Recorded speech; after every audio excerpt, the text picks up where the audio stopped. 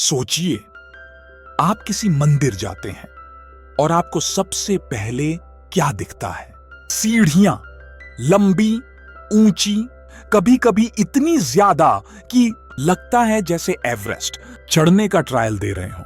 लेकिन सवाल यह है कि आखिर मंदिर में इतनी ज्यादा सीढ़ियां क्यों होती हैं? क्या यह सिर्फ आर्किटेक्चर का हिस्सा है या इसके पीछे कोई गहरा रहस्य छुपा है? तैयार हो जाइए, क्योंकि जो फैक्ट्स मैं आपको बताने वाला हूं वो आपका दिमाग हिला देंगे। सबसे पहले एक बात समझो, हिंदू धर्म में हर चीज सिंबॉलिक है, कुछ भी रैंडम नहीं है। मंदिर की सीढ़ियां सिर्फ चढ़ने उतरने का रास्ता नहीं है, ये हमारी जिंदगी की जर्नी का प्रतिनिधित्व करती है।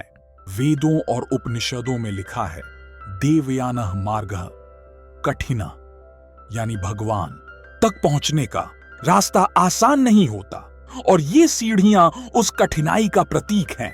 सोचिए, अगर मंदिर का रास्ता सीधा साधा प्लेन फ्लोर होता तो क्या लोग वही स्पिरिचुअलिटी महसूस कर पाते? बिल्कुल नहीं। जब आप धीरे धीरे सीढ़ियां चढ़ते हो, हर सांस के साथ, हर कदम के साथ आप अपने ईगो को पीछे छोड़ते हो। ये एक तरह का टापासिया है, एक छोटा सा संकल्प कि मैं ऊपर जाऊंगा चाहे थकान क्यों ना हो। यही कारण है कि पुराने ग्रंथों में कहा गया है कि सीढ़ियां मनुष्य को धैर्य सिखाती हैं। और सुनो, ये सिर्फ मानसिक नहीं, साइंटिफिक भी है। हां, ये सिर्फ धर्म का मामला नहीं, साइंस भी इस पर मोहर लगाता है। जब आप सीढ़ियां चढ़ते हो तो आपका ब्लड सर्कुलेशन तेज होता है, शरीर एक्टिव हो जाता है और दिमाग अलर्ट। इससे जब आप मंदिर में पहुंचते हो तो आपका माइंड पहले से ज्यादा शार्प और फोकस्ड होता है।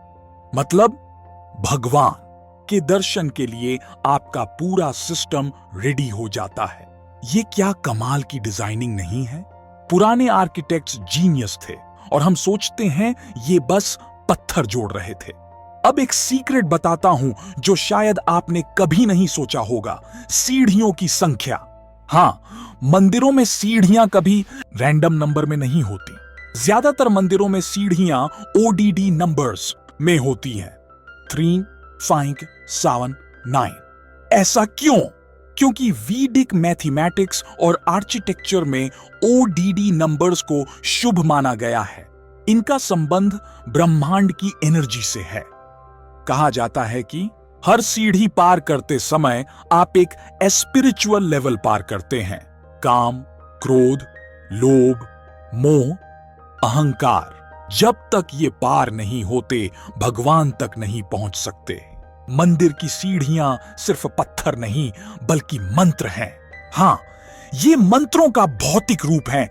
सुनकर अजीब लगा, लेकिन सुनो, हमारे शास्त्र कहते हैं कि मंदिर तक का रास्ता कभी सीधा नहीं होता, क्योंकि अगर भगवान तक पहुंचना इतना इजी होता तो आधी दुनिया बिना मेहनत के मोक्ष पा लेती। सीढ़ियां क्या करती हैं? वो आपको स्लो करती हैं। हां, ये डिले पर्पसफुल है। आज की दुनिया में सब कुछ फास्ट है। लिफ्ट चाहिए, एस्केलेटर चाहिए, शॉर्टकट चाहिए। लेकिन मंदिर कहता है, धीरे चलो, सांस भरो, मन को कंट्रोल करो। जब आप एक एक सीढ़ी चढ़ते हो, आपका दिमाग धीरे धीरे बाहर की दुनिया से कटता है और फोकस अंदर जाता है। अब सुनो असली ट्विस्ट। कई प्राचीन ग्रंथों में लिखा है कि मंदिर की सीढ़ियां हमेशा ईस्ट से अलाइन रहती थीं। क्यों? क्योंकि ईस्ट दिशा सूर्य की दिशा है, एनर्जी, पॉजिटिविटी और लाइफ का सोर्स। मतलब आप जैसे जैसे सीढ़ियां चढ़ते हो वैसे वैसे आप सूर्य की एनर्जी को एब्जॉर्ब करते हो। यह सिर्फ आर्किटेक्चर नहीं, यह प्योर साइंस है। और हां, आज के मॉडर्न आर्किटेक्ट्स भी इसे मानते हैं। अब एक फैक्ट बताता हूं जो आपका दिमाग घुमा देगा। क्या आपको पता है कि मंदिरों में सीढ़ियां चढ़ते समय लोग चप्पल क्यों उतारते हैं? सिर्फ साफ सफाई के लिए नहीं, इसका रिलीजियस और साइंटिफिक कनेक्शन है।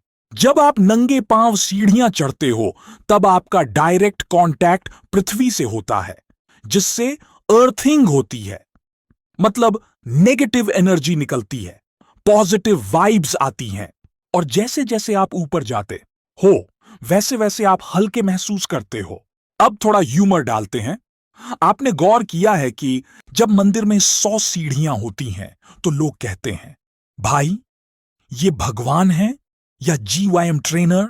लेकिन सच बताऊं, यही आईडीए था। पुराने समय में लोग कहते थे कि शरीर और आत्मा का बैलेंस जरूरी है। मंदिर की सीढ़ियां चढ़ना एक तरह का फ्री वर्कआउट है, और उसके बाद भगवान के दर्शन। मतलब spiritual plus physical fitness combo pack. और हां, सिर्फ मंदिर क्यों, गुफाओं में बने मंदिर, पहाड़ों पर बने मंदिर, सब में यही लॉजिक है। जितनी ऊंचाई उतनी तपस्या। पुराणों में लिखा है कि जब आप भगवान के पास जाते हो तो आपको कठिनाई झेलनी पड़े, तभी उसका फल मिलता है। अगर सब इजी होता तो वैल्यू कहां रहती। यही वजह है कि मंदिर की सीढ़ियां आपके विल पावर की परीक्षा है।